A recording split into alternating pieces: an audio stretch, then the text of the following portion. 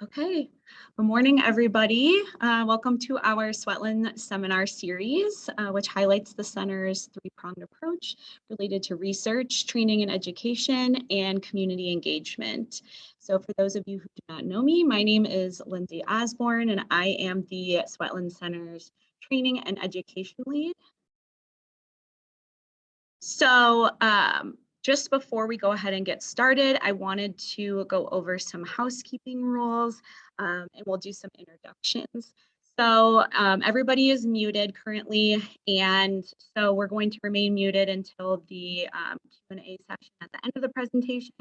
So if you do have a question or a comment throughout the presentation, just feel free to put it in the chat box, and I will be moderating that during the presentation. And then also, I just wanted to offer everyone the opportunity to put their name and their organization that they're representing in the chat box, so we can get to know everybody who's on with us today. And then I also just wanted to take a couple of minutes to talk about our upcoming seminar for next month. So for our September seminar, this will be on September 28th at 9 a.m. And it will actually be featuring 3 trainees from our Sweatland Center. So Young-Kyung Lee is a postdoctoral scholar. And then we have Gwendolyn Donnelly and India Gill, who are PhD candidates, and they will be speaking about health outcomes in red line versus non-red line neighborhoods. So I will be dropping the registration link to that seminar in the chat box once we get started if you wanted to register for that as well. And we hope to see you there. And it will be a good presentation. We invite you to come and learn more about the important topic that our trainees will be speaking about. So for our presentation today, I wanted to welcome Alannah Glickman. Alannah will be speaking to us today about evaluating the food environments and the proximal food environment. So she is a PhD candidate at Ohio State University's John Glenn College of Public Affairs. Her research examines which public administration and public mechanisms can influence sustainability of food systems. So her research really falls into 2 different streams. One is investigating how social interpretations of space affect relationships between the built food environment, diet quality, and food security. And then on the other hand, she's also exploring how community engagement shapes local food systems change. So Alannah became involved in the Sweatland Center through our Funnest Study. So she was actually working on Funnest 1.0. And her presentation today relies on the data from this study. And then Alannah continued working with Sweatland into the Funnest 2.0. She was on the qualitative research team in the summer of 2019 and has stayed connected with the project through study team meetings. She's contributed to the menu of actions and also worked on designing early iterations of the community sharing process. So we are extremely grateful for you to be here today, Alannah, to share your work. And I will also be dropping a link to the Funnest study. Our website has some information on that if you want to learn more about that study that Alannah has worked on. So that will be in the chat as well. So I will go ahead and stop sharing my screen, and I will let Alannah share hers and get her presentation started.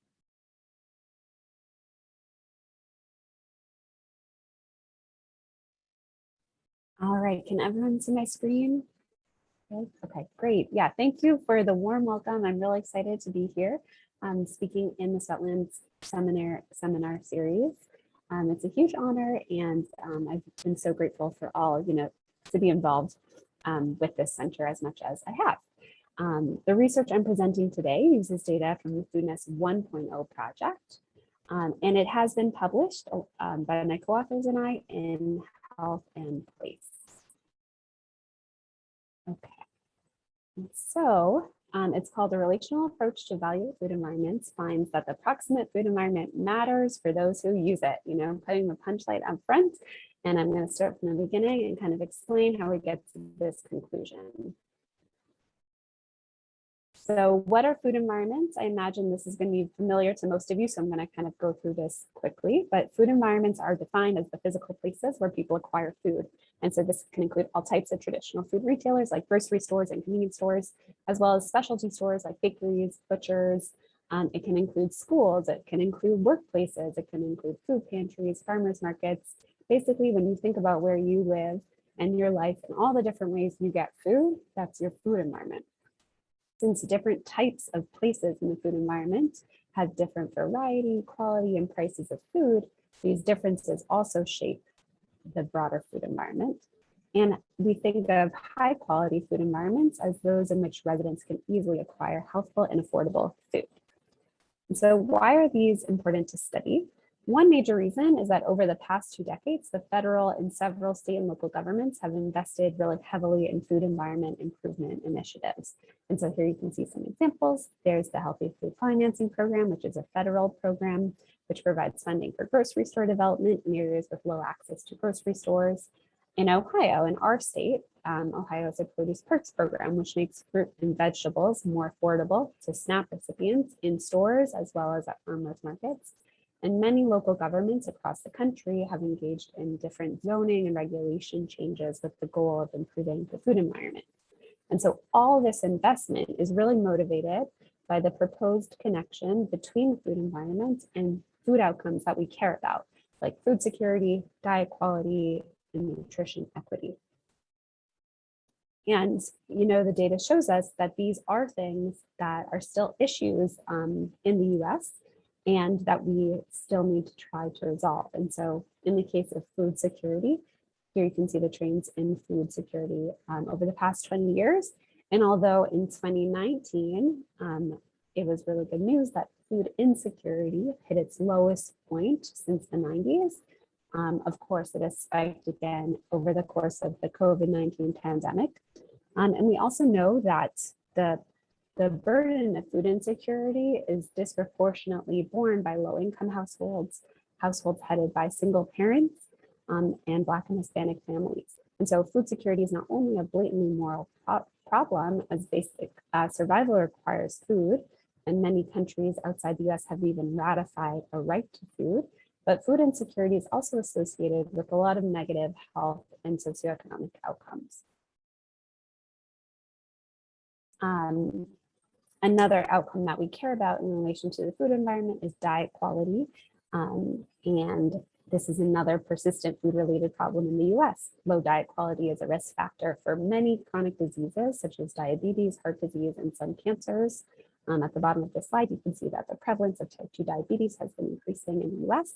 And researchers have even estimated that low diet quality is one of the leading causes of death in the US. And over the past several decades, there have been improvements in some dietary components, such as increases in fruit intake and decreases in processed carbs. Many US adults and children still have low quality diets, which means that their diets do not come close to meeting the recommended dietary guidelines for health. And as in the case of food security, disparities in diet quality persist among minoritized racial and ethnic groups and groups with lower education and income. And in addition to these, important roles of food in supporting health through diet quality and food security, food represents this essential mechanism of developing culture, of sharing care, and of exercising self-determination. And so nutrition equity, which is something that folks at the Sutherland Center care a lot about, it refers to this desired state in which all people have access to wellness supporting food, as well as the ability to exercise self-determination and decision-making power over the food system in one's own community. And so, we see it broadly in the US. We're not in a status quo of nutrition equity, and we still need to resolve issues around diet quality and food security. And that's why, because of this proposed connection between the food environment and all these outcomes we really care about, it's important to take a look at food environments in research. And so what do we know so far? As governments have invested in all these initiatives, scholars have been really examining the relationships that I just discussed between the food environment and important outcomes. And the existing literature has confirmed that low-income neighborhoods and neighborhoods with majority residents of color often have fewer full service grocery stores, more convenience stores, more fast food restaurants than other neighborhoods. And we know that these lower quality food environments result, they result from historical processes of disinvestment and racialized exclusion, such as residential and retail redlining. Structural racism, which is recognized by several states and localities, including both cities that serve as study sites for this particular research project, as a public health emergency. And it continues to shape how Black, Indigenous, and other residents of color access the food environment. And so this paper really aims to place the relationship between food environments and diet quality in this broader context of intersecting systems of power that both lead to, but also compound racialized inequities in access to healthful food and health promoting diets. And so we know that there are these differences in food environments by income and by racial identity of neighborhoods.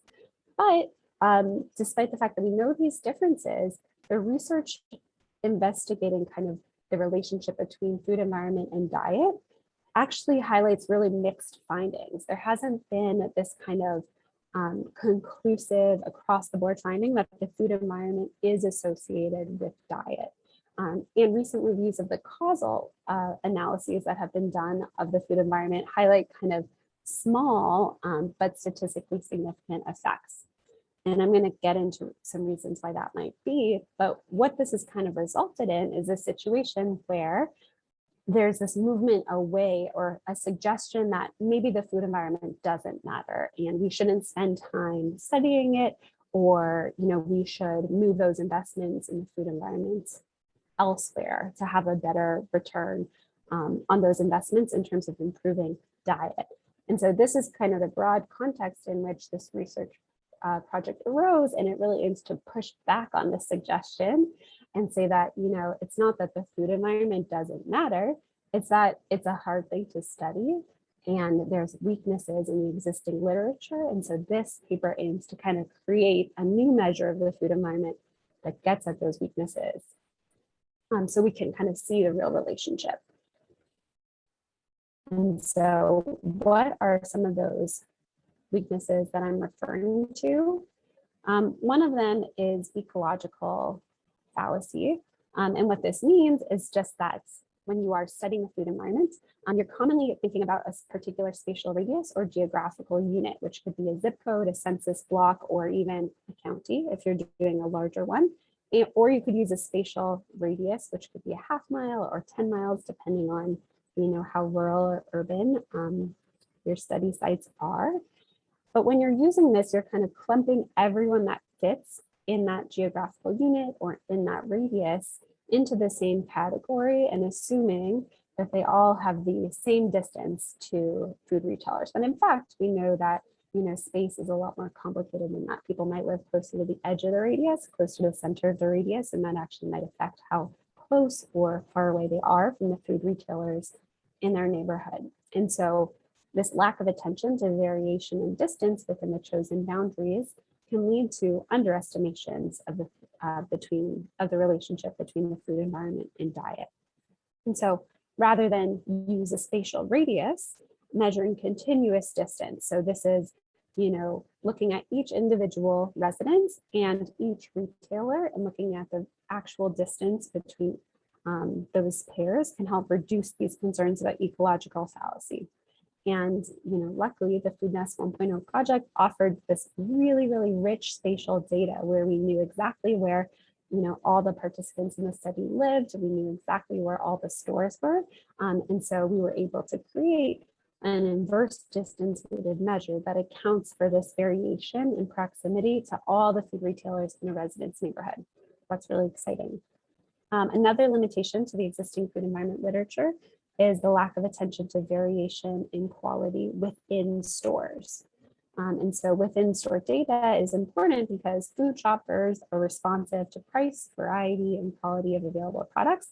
And these all are factors that vary between stores within the same category. So you can think about, different grocery stores you visited, even though they're in the same grocery store category, they could have different variety, price, quality of goods.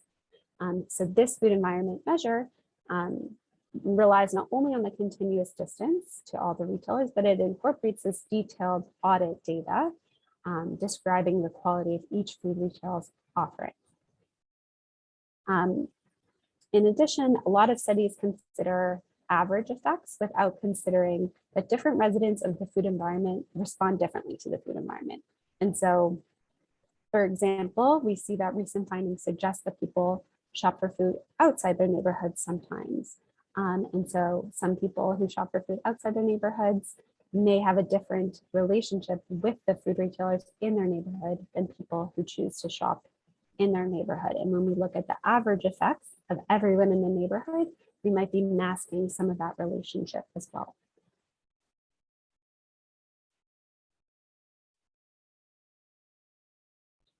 And so in terms of the theoretical framework that's really guiding this work, it's a relational approach to space.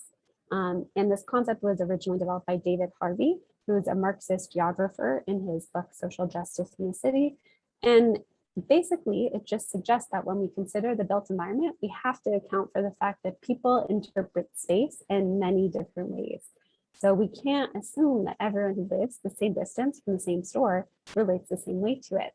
And so I just have a little map here to give an explanation. And so Harvey talks about these three ways we can think about space. The first is absolute. And so if this is our neighborhood, we see here in the bottom left, there's Annie's Foods. Let's call that a grocery store. And there's two convenience stores up here on the kind of the top right. And if we looked at this and we just said, there's one grocery store, there's two grocery stores, that's an absolute view of space. That's saying this is what is here in this neighborhood.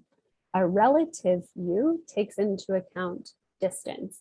And so you might say the folks that live in this 3-story yellow house on Green Road, they are, half a mile from this grocery store and 3/4 of a mile from the convenience stores. And so that's taking into account kind of where people are relative to the things that we're interested in, which are in this case stores. But a relational view of space adds a whole other layer to it. It's saying that, even families that live in this 3-story yellow apartment building on Green Street, even though they have the same distance to these different retailers, they may be interpreting their food environment differently from each other. So, some might work at a grocery store. In that case, it makes sense to shop there, and that grocery store could be outside their neighborhood.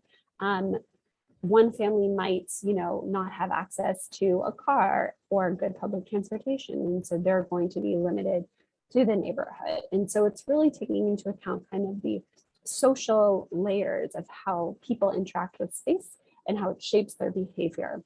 And that's what this project hopes to start to get at in the food environment research space.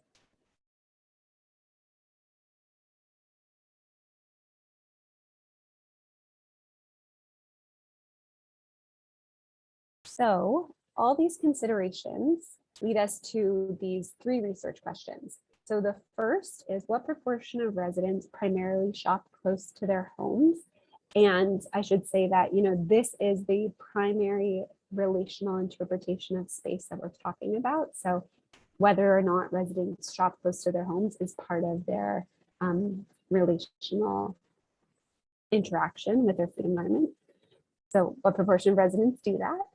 What individual and household level factors are associated with shopping close to home? And then finally, how does shopping close to home moderate the relationship between the proximate food environment and diet behavior? And so overall, this paper seeks both to offer a new spatially explicit audit-based measure for assessing the neighborhood food environment, and then to apply the measure to understand the relationship between the food environment and diet in the context of 2 Ohio neighborhoods. And so this study context, as I said, relies on Funnest 1.0, which was as a study led by my co-authors and other researchers at CASE, which was a natural experiment to evaluate a food environment intervention And even though the food environment intervention did not occur as originally planned, the research team collected really rich data on the food environment and a sample of residents in 2 socioeconomically matched Ohio neighborhoods, one in Cleveland and one in Columbus. 449 residents completed 3 24-hour dietary recalls over the course of 1 month in 2016 to 2017. And respondents also completed a psychosocial survey asking about various factors related to food shopping and diet behavior. The demographics of the participants approximate the demographics of the neighborhood. And in addition, trained members of the research team conducted audits of all the food retailers located within or directly across the street from the study site boundaries. And we defined food retailers as all brick and mortar locations where individuals can purchase food for consumption at home. The audit form was created by modifying 2 existing tools, the NEMS measure and the Bridging the Gap Community Obesity Measures project. And the NEMS measure is a validated tool. And so getting into the methods, there were kind of 3 steps to this. So the first thing was creating this new measure of the food environment, which is the proximate food retail quality score. And this is an inverse distance weighted project. And so you can see here that what we do is we divide the NEMS score of each store over its distance, and we raise it to a certain power function. And that power function determines kind of how strongly or weakly the stores closest to a resident affect their overall score relative to the ones farther away. And we add those all up. And so what this gives us is for, a resident who lives at one particular location, it tells us how far they are from every single retailer in the neighborhood and the quality of the food offered in all the stores. And so it's a really, really rich measure. Then we run a logistic regression to get at the second research question, which is which factors are related to shopping close to home? And then finally, to answer a third research question, we run an OLS regression, and you can see the main model here. And what we're really interested in is this beta 3 here. I don't know if you can see my mouse, but this is going to be answering the question of whether or not shopping close to home, which is this spatial relational interpretation of the food environment, affects people's diet.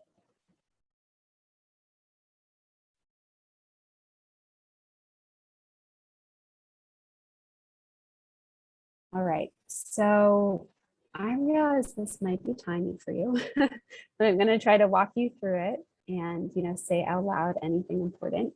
And so these are the descriptive statistics for the project. Here you can see in terms of who participated in the study, the majority of the study participants are low income. 75% of the study participants are female or identify as women. The majority of the study participants also identify as African American, and we see there's a majority that are unemployed. And so, we're going to be interpreting our results through this lens that we know who participated in the project. We also see that there's a good amount of variation in the outcome variables that we care about. And so this is fruit and vegetable intake, sugar sweetened beverage intake, and average HEI. And here you can see, the average HEI among the study participants was about 50, which is a little bit lower than the national average, but not a whole lot lower. In addition, the proximate food retail quality score varied from 1.5 standard deviations below the mean to 4 standard deviations above the mean. It ranged from 0.24, there we go, 0.24 to 1.24 with a mean of 0.5. And this suggests that even though, the neighborhoods we looked at were geographically small, residents did in fact experience variation in the proximate food retail quality when we look at it using this inverse distance weighted measure. And then to answer our first research question, we see that 71% of residents reported conducting at least half of their food shopping within 1 mile of their homes. And this is a much higher proportion than has been found in previous literature. We can also see that the average distance to self-reported primary shopping outlet was 2.7 miles. And this suggests that many residents identify a primary food retailer that's actually outside their neighborhood.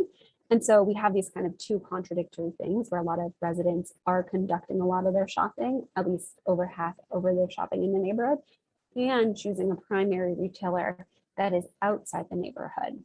And exploring the data a little bit more, after the study, we found that even for residents who identified a primary retailer over 10 miles away from their home, 40% of those still conducted at least half of their food shopping in the neighborhood. And so this really suggests that in the context, at least of, urban neighborhoods that have low access to high quality food retailers, that you kind of have to focus on, you can't just focus on primary retailers. There's also something going on that's really important within the neighborhood.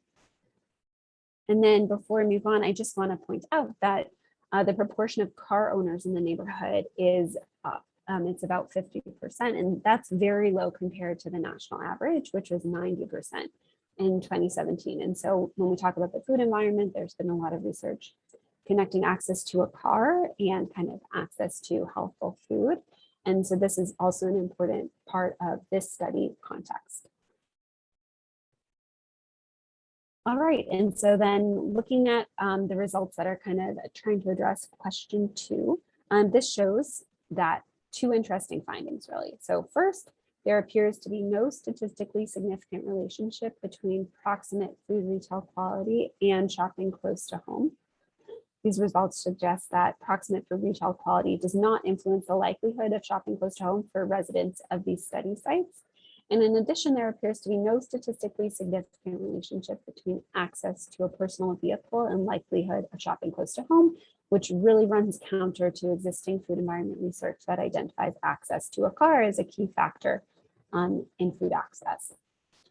And so furthermore, what our logistic regression does show is that income and education are associated with the decision to shop close to home.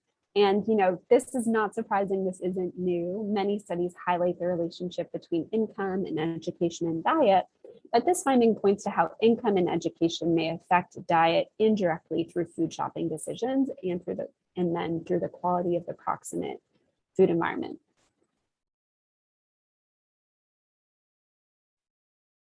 And this further suggests that very low income residents of neighborhoods that have limited high quality retailers remain constrained by limited resources to shop within their neighborhood rather than leaving to shop at higher quality food retailers.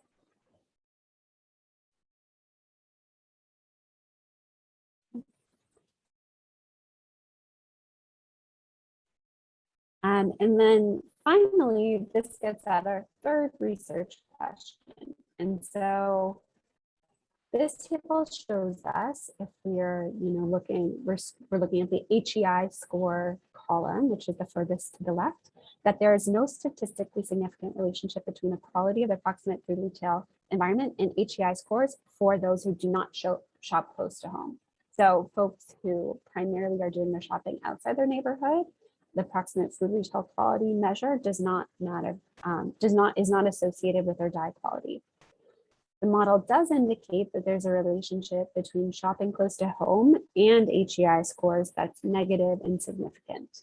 You can see that here. All else equal, shopping close to home is associated with an approximately 8-point decrease in HEI scores. However, we see that this interaction term, which is right here, between shopping close to home and proximate food retail quality is statistically significant and substantively quite large. And what this means is that for residents who shop close to home, an increase of 1 unit of the proximate food retail quality score is associated with a 13.6 increase in HEI score, a larger increase in HEI score than for those who do not shop close to home. So in other words, this is a bit complicated because it's an interaction term, but for those who shop close to home, an increase of 1 unit of the proximate food retail quality score is actually associated with a 16.6 point increase in the HEI score. And we just get this because we're adding this and so 16.6 point increase is really big. It represents an increase in 28.5% relative to the 2016 US average and a 33% change relative to the study sample mean. For residents who shop close to home, the access to a high quality proximate food retail environment even counteracts the negative association we can see between shopping close to home and diet. And another way to put this is just that for residents who shop close to home and to have a relatively high quality proximate food retail environment, their average diet quality is actually higher than the average diet quality of those who shop outside the neighborhood. This suggests that the proximate food retail environment is really important for residents who shop close to home. And I want to point out that when I say, a 1 unit increase in this score is related to this change in HEI, a 1 unit increase from the worst score is basically the entire range from the worst score, which was 0.24, to the best score. And we're talking about small neighborhoods. So the possibility of moving from 1 point in the neighborhood to another point still within the neighborhood is a reasonable and realistic change for many residents in these neighborhoods. And the fact that moving from the lowest quality proximate food retail score location to the highest can have such a drop is associated with such a large change in HEI is really meaningful. And so this finding really points to important considerations of social equity and food access.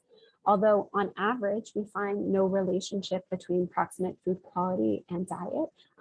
For those residents who conduct a majority of their shopping close to their homes, proximate food retail quality is associated with diet.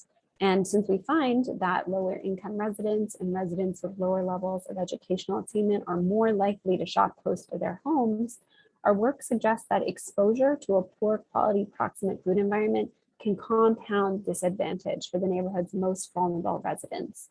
This aligns with previous research that also suggests that area level inequity in the food environment can amplify individual deprivation like low income and therefore results in even poorer health outcomes.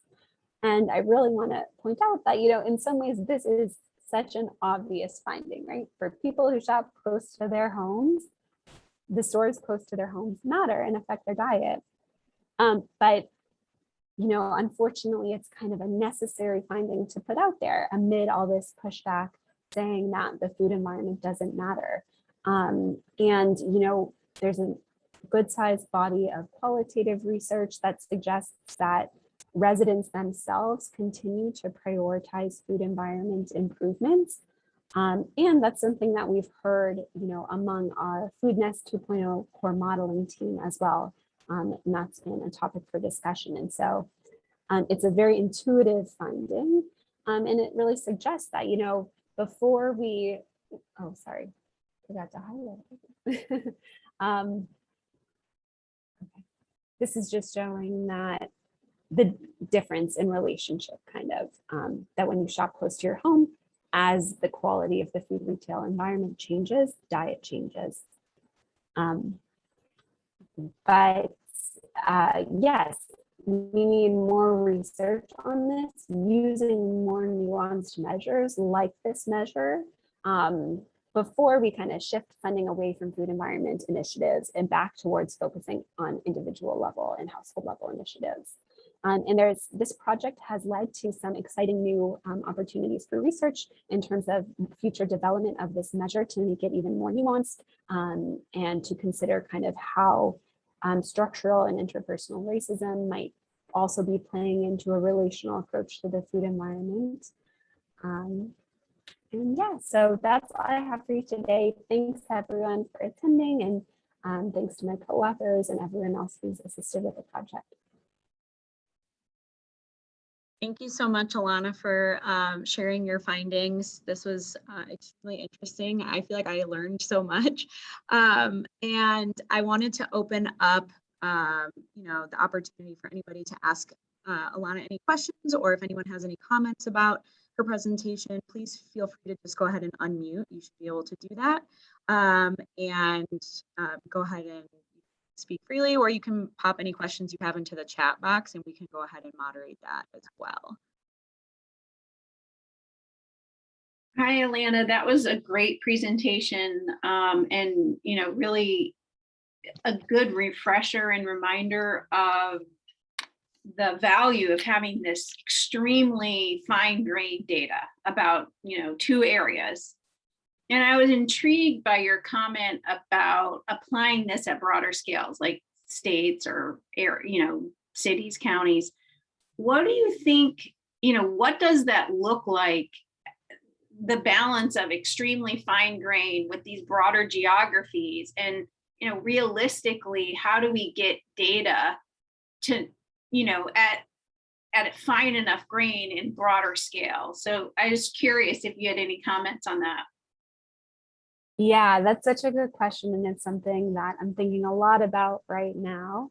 I think, one way to go about it is to continue to work on the small scale and, choose different communities to get this fine-grained data in, and eventually, let it build up and see what happens.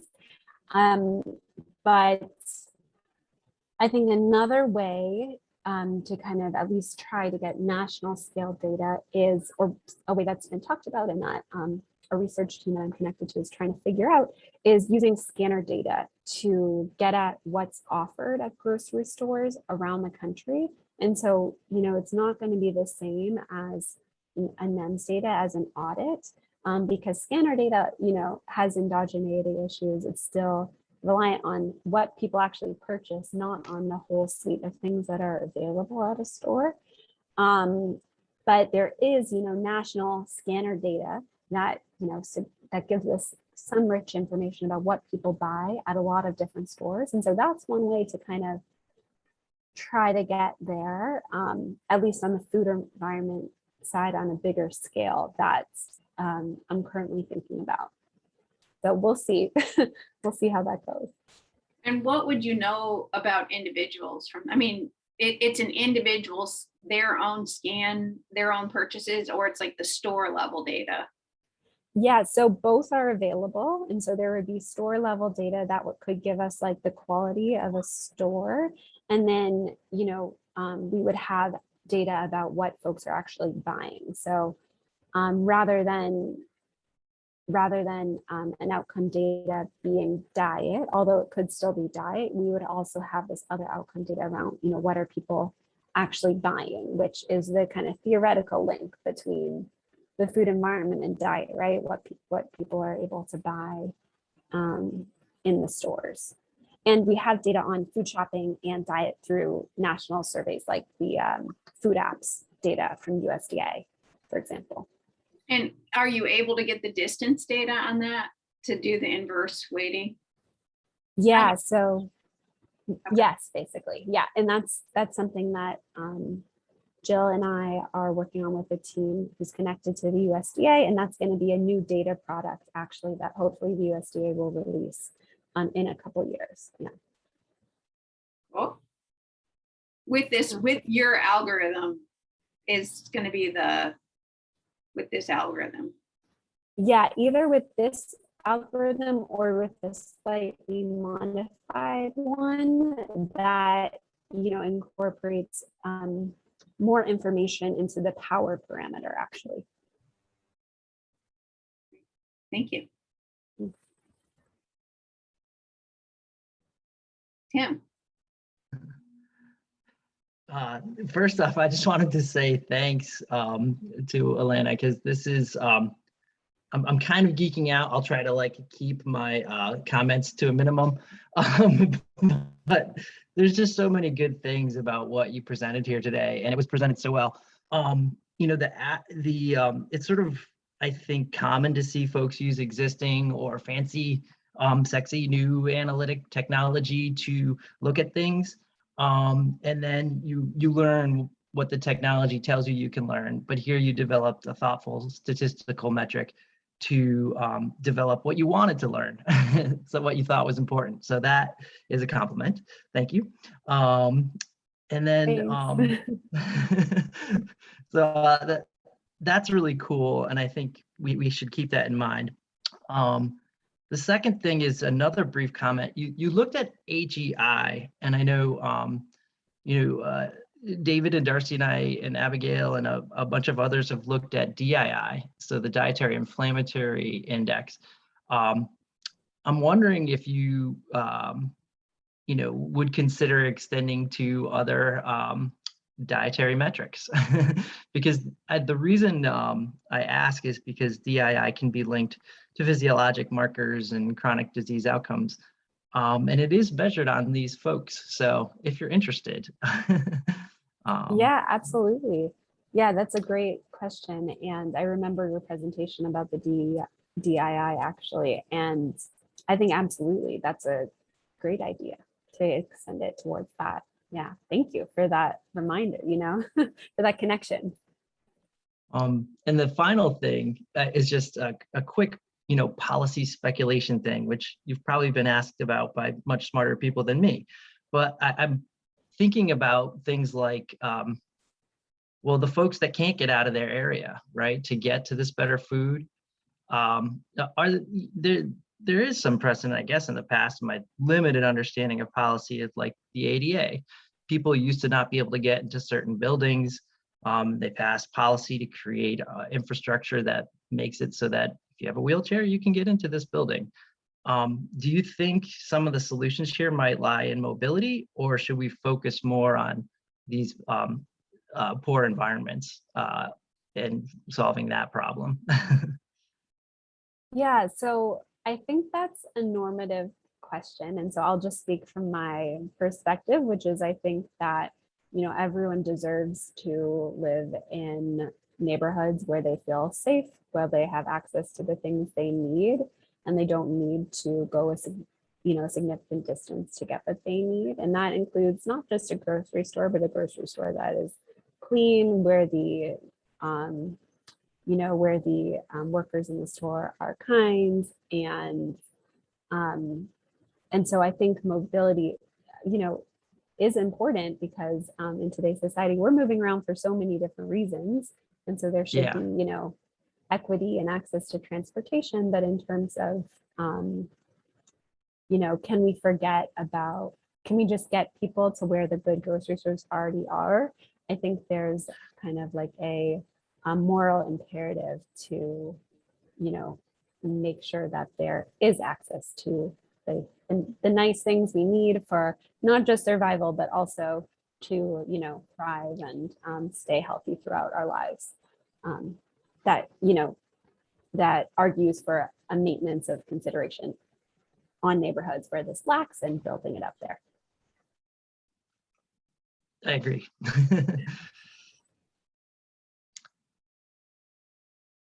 Thanks, Tim. Thanks, Alannah. Building on the policy frame, where, and maybe Jill, you could comment as well, like, where do you see this going?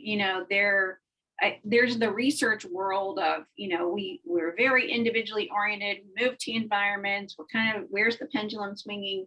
But how does this translate out into policy?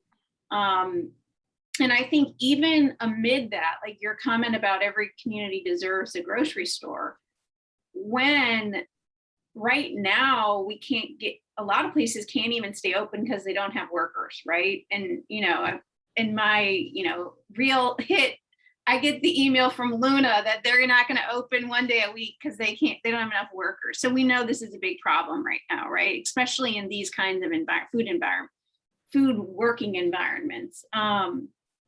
Where do we go with this from a policy, in the policy conversation? Yeah, so I think there's, so many different answers to that. I think, when I think about Columbus, for example, and at the local city level, I think policy changes around zoning and, building considerations around food retailers into the zoning regulations, because, right now on the south side, which is one of the study site neighborhoods for this specific project, there's a move to build a Dollar General right across the street from a Family Dollar. And residents are pushing back on that. They don't want that, understandably. They don't need it there.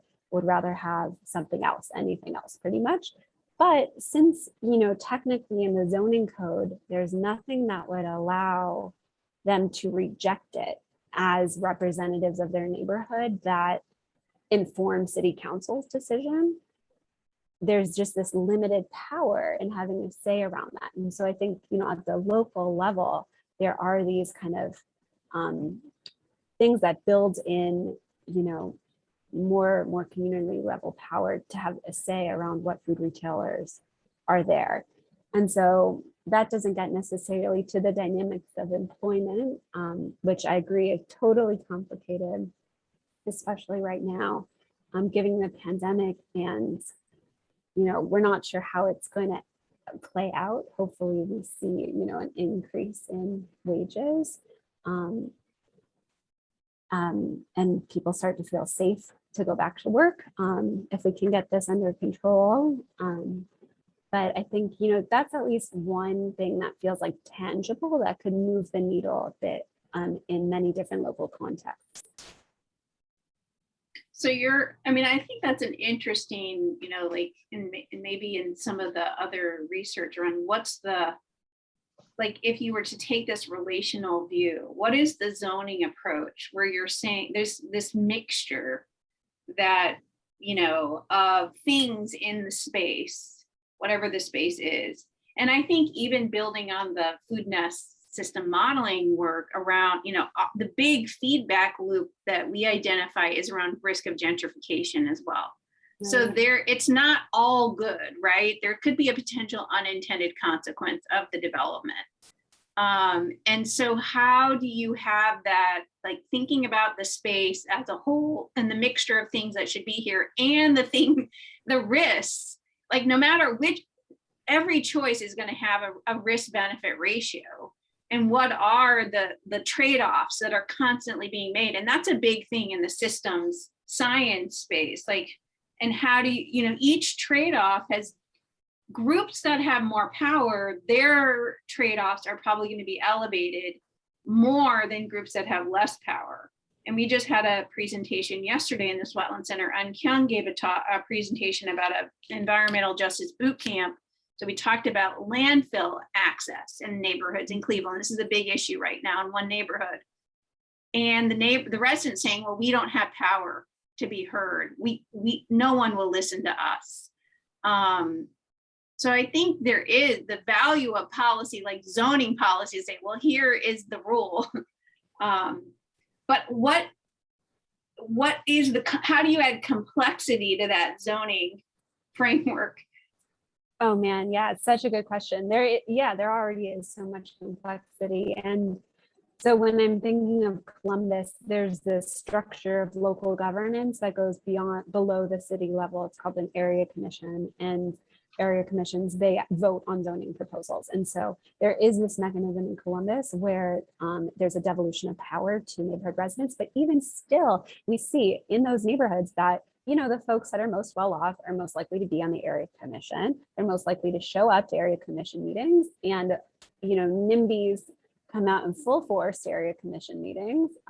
The people that are not in my backyard, for folks that are not in the planning zoning world. And so there's still so many different power dynamics, and it's built up over a long history of disinvestment and prioritization of development in Columbus specifically. And so this other research project that Jill and I and other researchers at the Kerwin Center at Ohio State are working on are really looking at area commissions, not in their relationship to the food environment, although I see how that could play a role there, but in terms of the power dynamics, how gentrification is related to that. Who's living in the neighborhood, who's showing up in the meetings, how that's changing over time, and what sort of cultural norms these meeting spaces abide by, and how that then relates to what decisions are made and whose voices are prioritized. And so, yeah, I think even even this thing like a zoning adjustment is still going to play out in a context that is super complex and filled with lots of different power dynamics that need to be intentionally addressed. Yeah. And it makes me think about the menu of actions in that, one whole area around policy engagement, right? And so you got to vote. Yeah.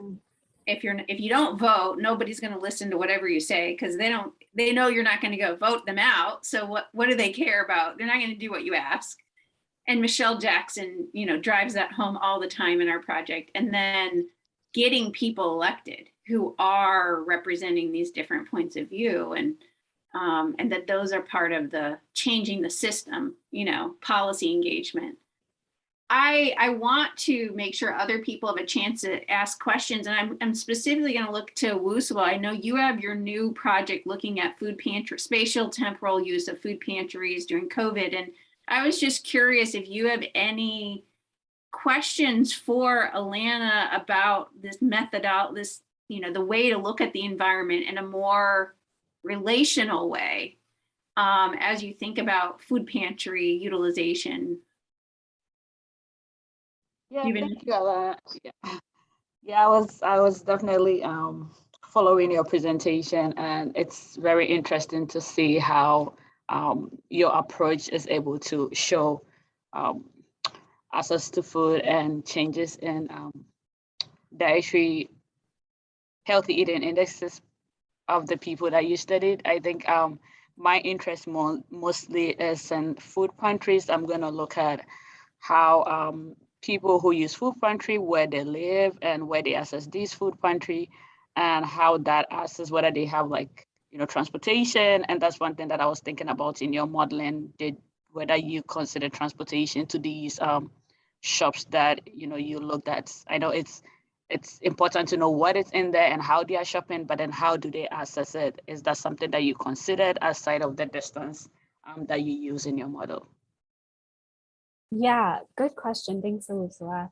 The way I considered access is not perfect, but there was a question in the survey that asked, how do you get to your main grocery store? And so if folks answered, I use my own personal vehicle, I would consider that like they have access to a vehicle. And so I just account for that in the model.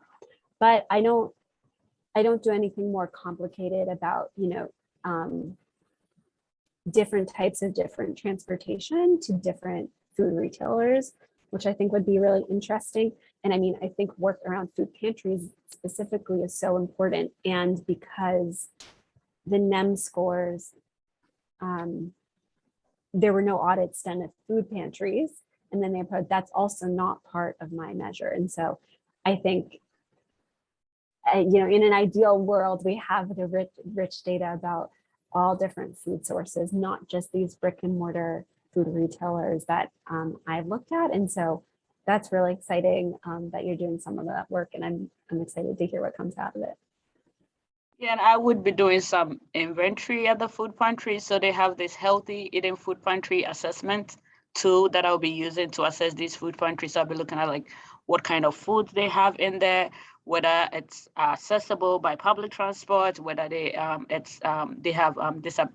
disabled accessibility in these areas. So based on that, I'll be scoring the food pantries that I'll be visiting to see the distribution and how these scores vary based on their location and space, and just to see whether that has anything to do with food insecurity in these areas and access to food pantries. So I'll definitely reach out and connect to learn more about your methods and see how I can use some of those. Yeah, that sounds awesome. Thank you.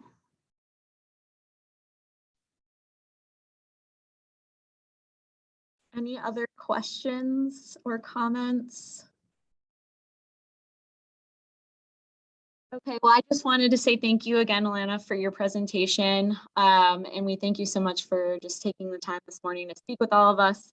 And it was such a pleasure to have you here. So, and these, as I said in the beginning, the recording will be posted to our Sweatland website by the end of today, along with Alannah's slides too, if anybody wants to look through them and reference them at a later time. So, okay. Everybody Thanks, have a everyone. great rest of your day. Thank you so much for being here. Bye.